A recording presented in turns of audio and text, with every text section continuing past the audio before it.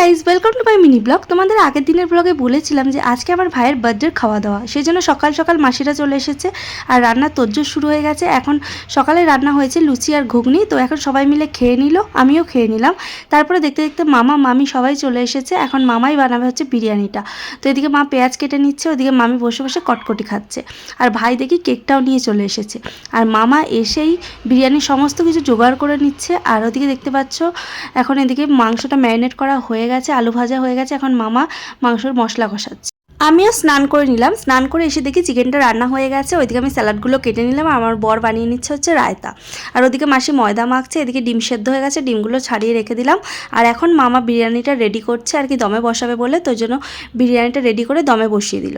এদিকে পিসিরাও চলে এসছে, তাই ভাই কেকটাও কেটে নিচ্ছে, দেখতে পাচ্ছ এখন কেক কাটিং চলছে। তারপরে সবাইকে একটু একটু করে কেকটা খাইয়ে দিল। আর ওদিকে আমাদের বিরিয়ানি রেডি হয়ে গেছে। তারপরে আমরা সবাই মিলে বসে পড়লাম খেতে। খাওয়া দাওয়া কমপ্লিট করে এখন রেডি হয়ে নিয়েছি। রেডি হয়ে এখন আমরা সবাই মিলে যাচ্ছি হচ্ছে একটা বাগান বাড়িতে।